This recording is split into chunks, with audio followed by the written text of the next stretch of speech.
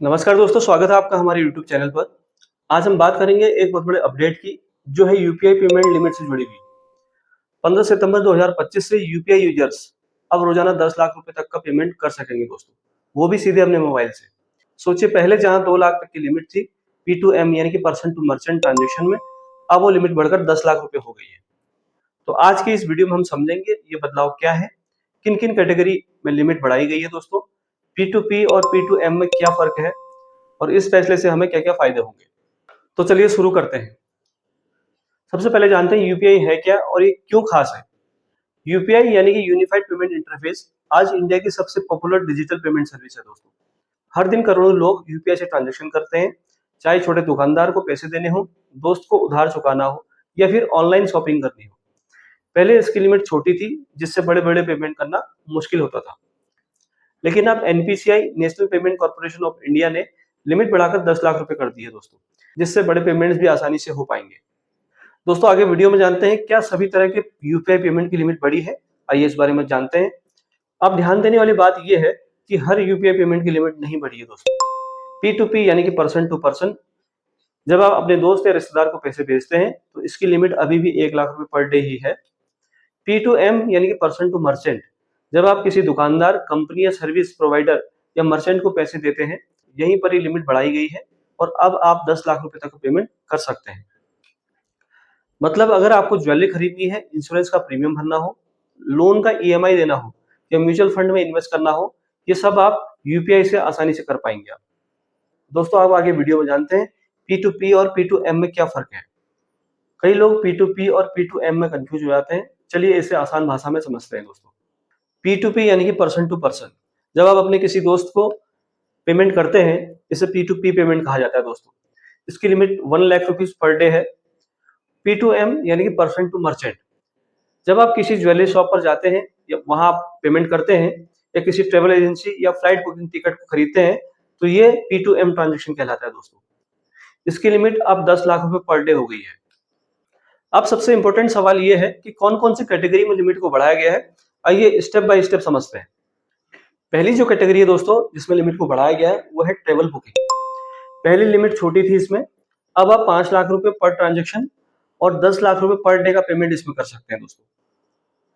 मतलब flight, train, hotel, package tour, सब कुछ अब यूपीआई से बुक हो सकता है। दूसरी जो कैटेगरी इसमें लिमिट को बढ़ाया गया है, वो है ज्वेलरी परचेज। जी हाँ दोस्तों, ज्वेलरी खरीदने के लिए अब लिमिट 2 लाख पर ट्रांजेक्शन और 6 लाख रुपए पर डे कर दी गई है। यानी अब गोल्ड शॉपिंग भी यूपीआई से पॉसिबल है। थर्ड जो कैटेगरी है वो है लोन रीपेमेंट में, यानी कि लोन, ईएमआई या रीपेमेंट के लिए लिमिट 5 लाख पर ट्रांजेक्शन और 10 लाख रुपए पर डे कर दी गई है। यानी कि ईएमआई चुकाना अब और इजी हो जाएगा दोस्तों। चौथी जो कैटेगरी है दोस्तों वो है कैपिटल मार्केट, यानी कि स्टॉक और म्यूचुअल फंड। यानी कि शेयर मार्केट या म्यूचुअल फंड में इन्वेस्ट करने के लिए आप 5 लाख पर ट्रांजेक्शन और 10 लाख रुपए पर डे का पेमेंट कर सकते हैं। अब हम फिफ्थ कैटेगरी की बात करते हैं जिसमें यूपीआई को लेकर चेंजेस हुए हैं, वो है इंश्योरेंस प्रीमियम पेमेंट। जी हाँ दोस्तों, इंश्योरेंस प्रीमियम भरने के लिए 5 लाख पर ट्रांजेक्शन और 10 लाख पर डे की लिमिट इसमें बढ़ाई गई है। यानी कि बड़ी बड़ी पॉलिसी का पेमेंट भी आप यूपीआई से इजीली कर सकते हैं। छठी जो कैटेगरी है वो है दोस्तों क्रेडिट कार्ड और बिल पेमेंट की। यहाँ लिमिट थोड़ी अलग है दोस्तों, 5 लाख पर ट्रांजेक्शन और 6 लाख रुपए पर डे। यानी कि अब आपको नेट बैंकिंग और चेक की जरूरत कम पड़ने वाली है। सातवीं और आखिरी जो कैटेगरी है वो है दोस्तों डिजिटल अकाउंट ओपनिंग, यानी कि इनिशियल फंडिंग। नए अकाउंट खोलते समय इनिशियल डिपॉजिट के लिए 5 लाख पर ट्रांजेक्शन की लिमिट है दोस्तों।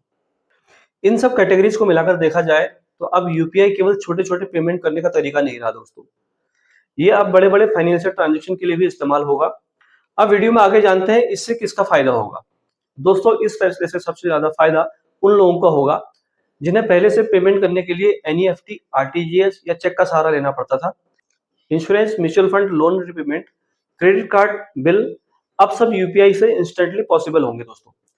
Real estate booking, expensive jewellery खरीदना अब इजी हो जाएगा। ट्रैवल कंपनीज और बड़े बड़े मर्चेंट को भी इससे फायदा होगा। कस्टमर आसानी से उनका पेमेंट कर पाएंगे। सिंपल वर्ड में कहें तो यूपीआई अब सिर्फ छोटे छोटे ट्रांजेक्शन के लिए नहीं, बल्कि बड़े बड़े फाइनेंशियल पेमेंट के लिए भी मेन प्लेटफॉर्म बन रहा है दोस्तों।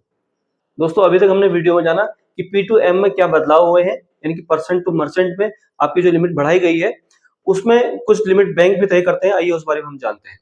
क्वेश्चन ये है, क्या बैंक अपनी लिमिट खुद तय कर सकते हैं? हाँ दोस्तों, एनपीसीआई ने लिमिट बढ़ा दी है, लेकिन हर बैंक अपनी पॉलिसीज के हिसाब से अलग अलग लिमिट रख सकता है। एग्जाम्पल के तौर पर अगर एनपीसीआई ने 10 लाख की लिमिट दी है, तो कोई बैंक अपने कस्टमर के लिए 5 लाख पर डे की इनिशियल लिमिट भी लगा सकता है दोस्तों। ये डिपेंड करेगा कि आपका बैंक और आपका यूपीआई ऐप जैसे फोन पे, गूगल पे, पेटीएम और एक्सेट्रा जो भी ऐप है, कितनी लिमिट आपको अलाउ करते हैं। तो दोस्तों, ये पूरी जानकारी थी यूपीआई की नई लिमिट्स पर। अब सवाल आपसे है, क्या आपको लगता है कि यूपीआई की लिमिट बढ़ने से डिजिटल पेमेंट्स और भी तेजी से बढ़ेंगे? और क्या आप इतने बड़े ट्रांजैक्शन यूपीआई से करना पसंद करेंगे, या अभी भी एनईएफटी और आरटीजीएस को ही सेफ मानते हैं? अपने विचार हमें कमेंट सेक्शन में जरूर बताइएगा दोस्तों। अगर आपको ये वीडियो इन्फॉर्मेटिव लगी हो, लाइक और शेयर जरूर कीजिए और सब्सक्राइब कीजिए हमारे चैनल को, ताकि ऐसी ही नई फाइनेंशियल और टेक्नोलॉजी अपडेट्स आपको मिलते रहें। Thank you for watching. मिलते हैं नेक्स्ट वीडियो में। Till then, keep learning, keep growing. नमस्कार, वंदे मातरम।